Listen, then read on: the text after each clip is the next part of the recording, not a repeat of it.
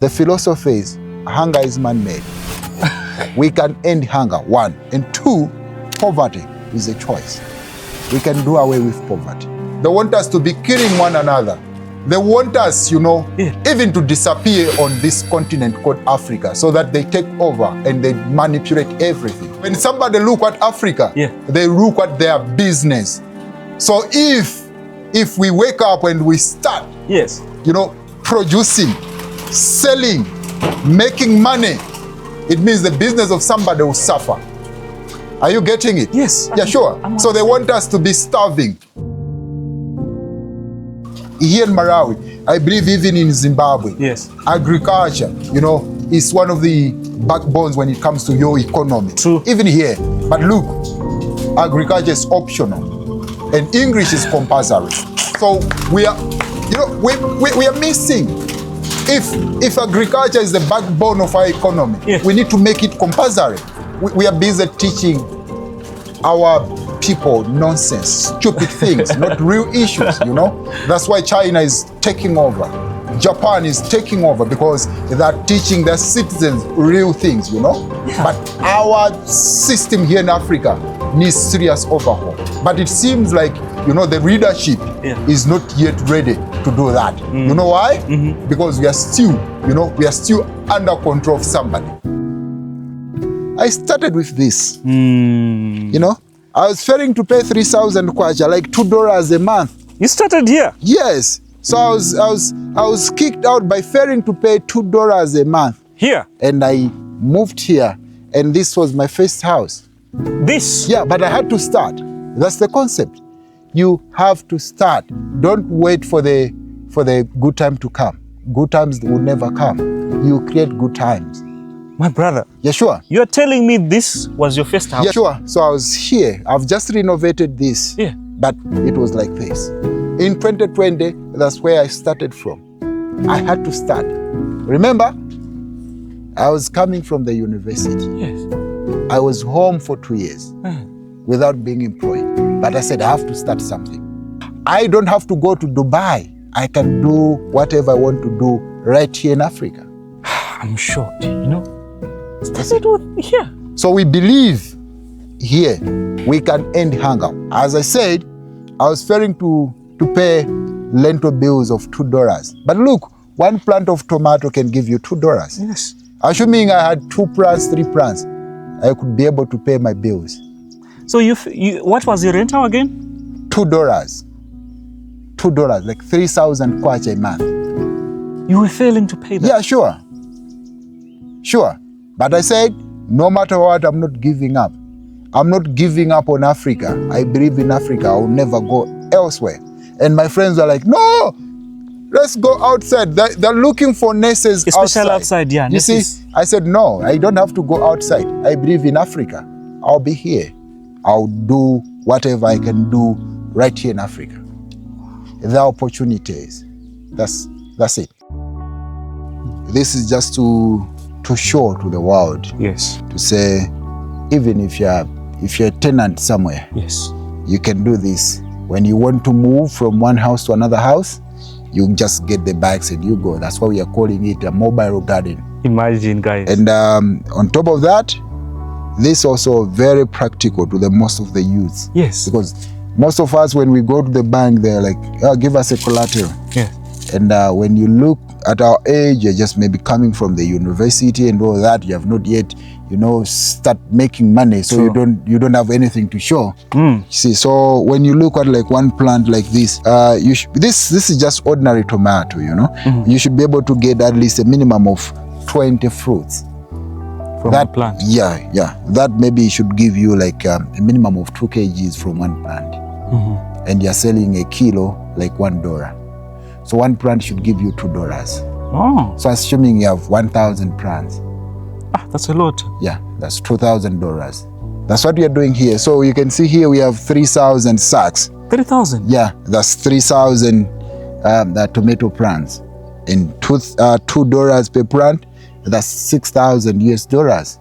And when you look at space now, from there to here is about 20 meters. From here to there is about 30 meters. So this can give you like $6,000 in just 4 to 5 months.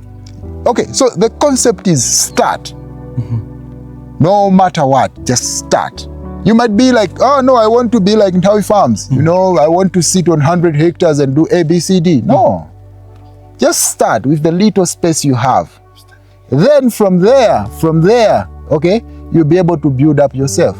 Youngsters out there, Yes. feel this and believe in this to say there are more opportunities in Africa than abroad. So we have like cattle, Yeah. goats, sheep, pigs, chickens, turkeys. What made you to start organic farming? Mainly is because of poverty. I'm a nurse by profession. Ah, So I was not lucky, I was not hired yeah. by either government or private sector. Yes. So the only way for me to survive was to do farming. So when I ventured into farming, I had issues to do with, inputs, the chemicals and mineral fertilizers. They're super expensive. True. So the only way for me to survive in the business was to find a way of producing whatever I want, but sustainably. So I started doing a research on organic farming and all that. So I want to talk about you as someone who did nursing. Yeah, You did nursing, yeah, and at the end of the day, you struggled to find a job. yeah, And then you ended up being a farmer. yeah, From then, you never looked back. yeah, of course. I've been a farmer since 2020, and I'll be buried as a farmer. I've no reasons of giving up on farming. And I enjoy organic farming because whatever I eat here, I know the process of production. So I eat with conscious free. But when you're buying food from the supermarkets, when you're buying food from these markets, you're not so sure about what have been sprayed, what have been put into the soil. True. You're not so sure about the production process. So here, when I look at my food, is super good than what the president is eating because I know the process. Oh, because you know the process. Yeah, sure. Ah, Yeah, amazing. sure. Yeah. So I'm eating well than the president.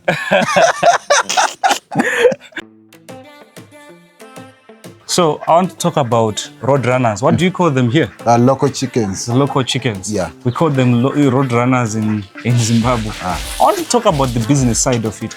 Is it lucrative? Yeah, very. Because the cost of a local chicken Yes.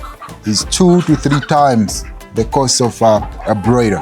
For example, broiler chicken here in Malawi is going at 9,000 kwacha. 9,000 kwacha. Yes. Well, a male local chicken, like this one, here is going at 30,000 kwacha. 30,000? Yeah, sure. It's like 3 times. Yeah. Yeah. So even selling it at 25,000 kwacha, it's almost double the cost of the hybrid chicken.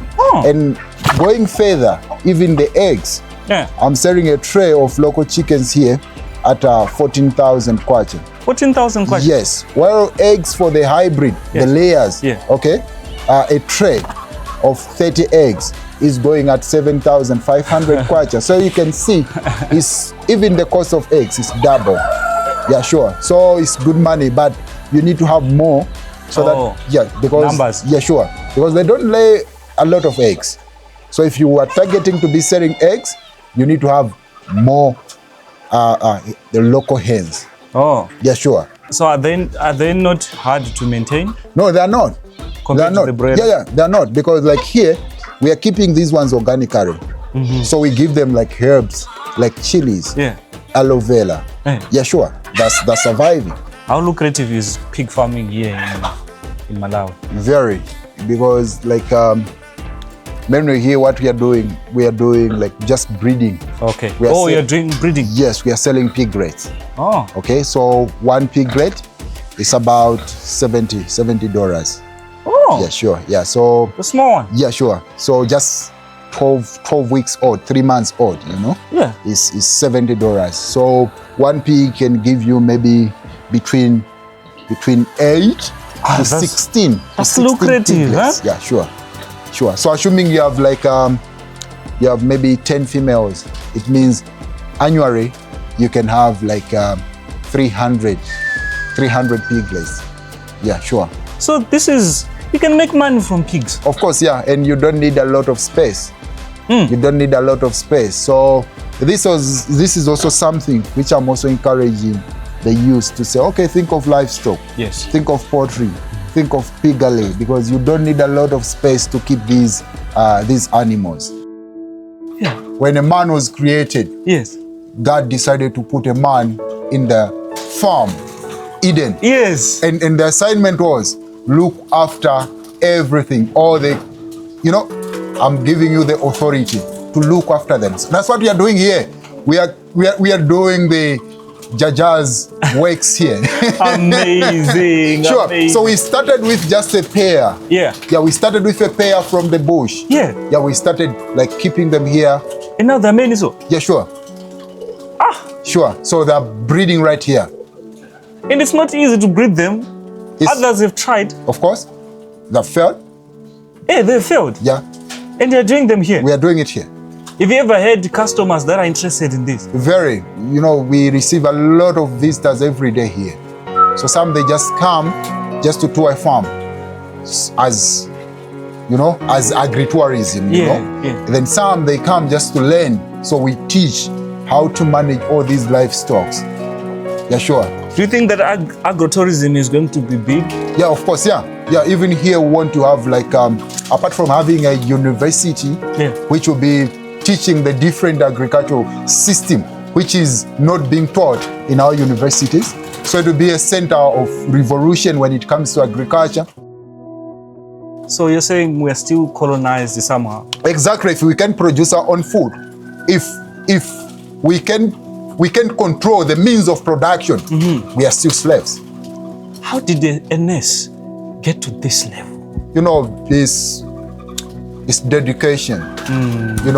I've dedicated a lot of my time in doing research, reading books. Reading books? Yeah, sure. It's necessary. You can become whatever you want, beyond whatever you covered in class. Yes. Yeah, sure. So I was trained to be managing or to be nursing people, Yeah. But I said, no, I want to be nursing the soil so that whatever comes from that soil becomes a little bit healthier, so that people, they eat healthier foods and they don't need to eat chemicals. Someone said that some other people out there are trying to make sure that Africa stays hungry.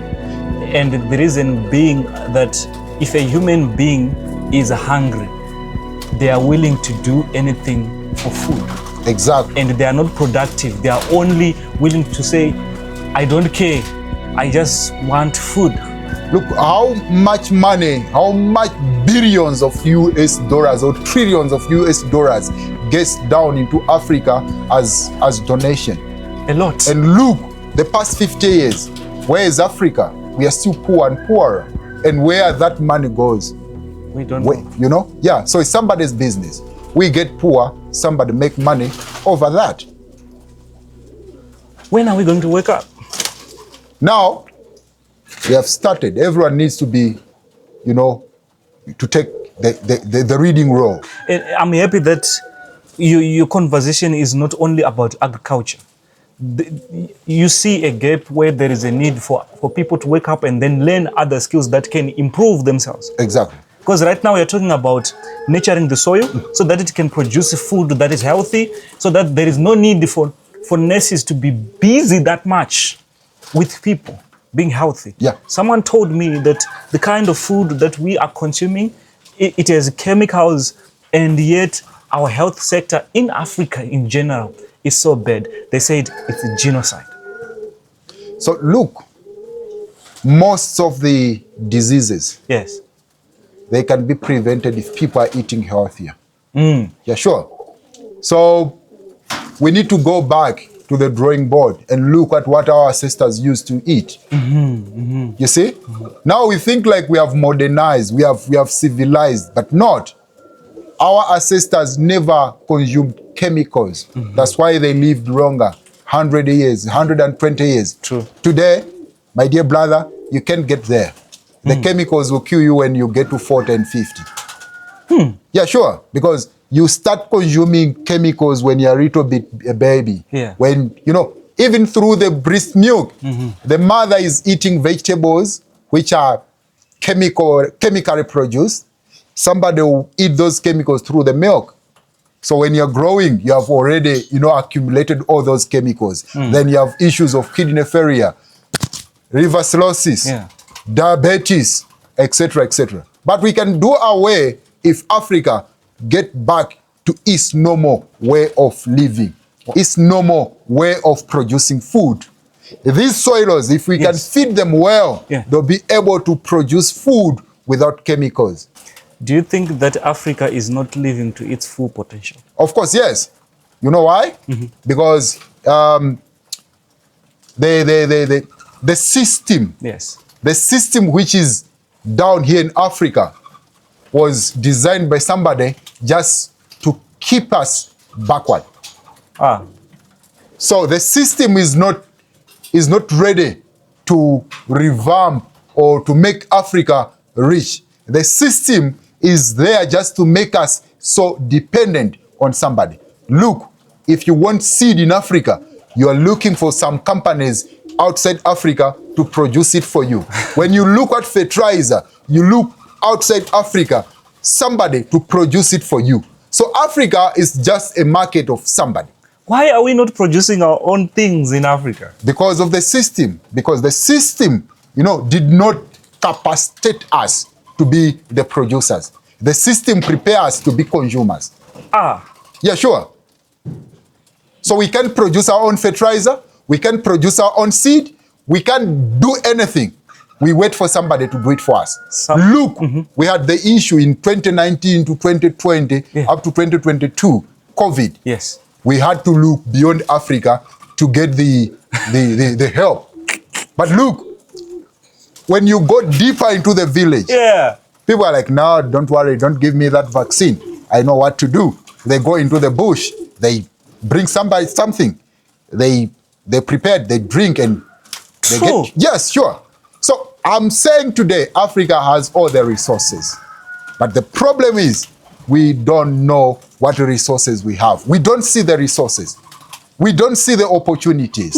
Yeah, sure, that's the problem. Even God, the mining which is happening in Africa, where do those precious metals go? They go beyond Africa. Yes.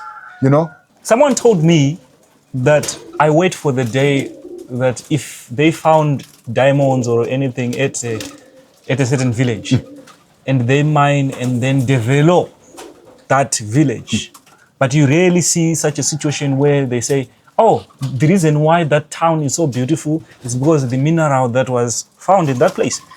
It will be left in a state where you feel pity for people who are living there and they don't even benefit from that. Yeah.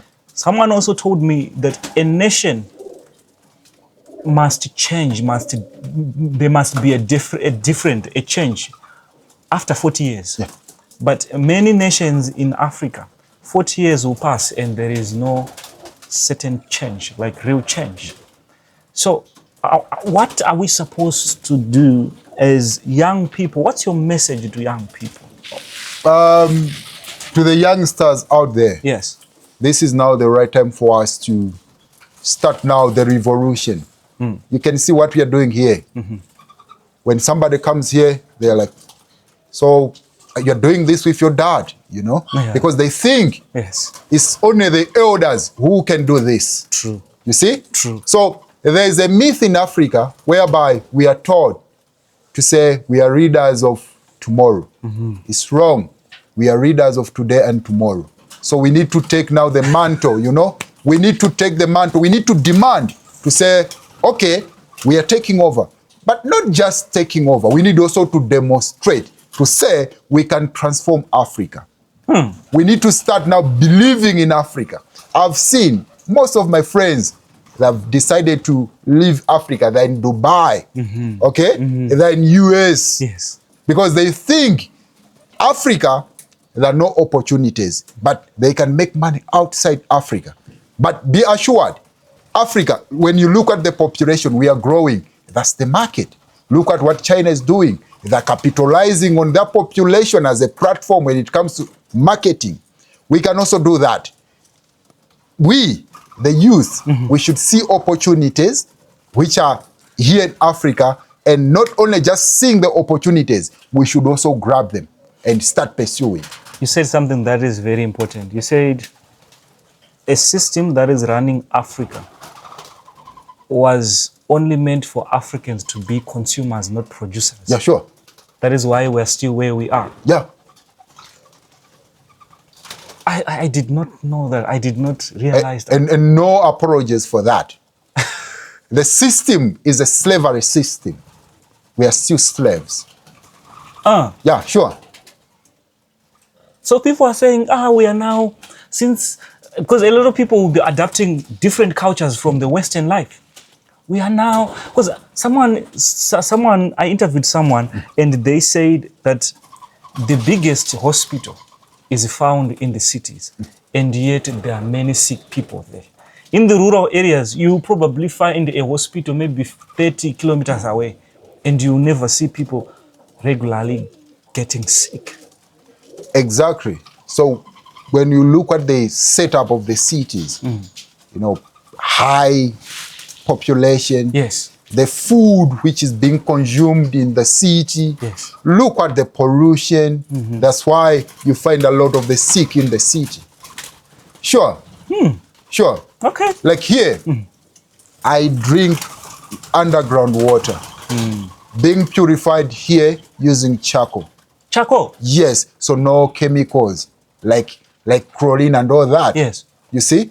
So it's different. When you go in the cities, you find people like, no, I can't drink the underground. They even don't know how to treat water organically. They consume that water which is being, treated using chlorine. So chlorine, the physics is chemical, very reactive, it's toxic. So how sure are you that the one who is treating your water is, putting in the right amount of chlorine? That's why you drink water and tomorrow you find yourself you have diarrhea. Why? Yeah. Sure. But let me also encourage my fellow youngsters out there across Africa. There's life in the village. There's life here. Yeah, sure. There's life here. Clean air, everything is clean.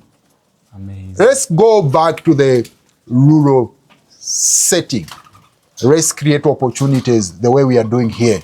Let's start industrialize the rural communities. Yeah. Town, leave it. Leave it for those town dwellers. Leave it for those slaves. Because they think being in town is an achievement. Let's go back. Let's create more opportunity for the masses down in the rural, and we are done. So the revolution will start from the rural, going to the urban, and by doing that, we'll conquer Africa. Oh,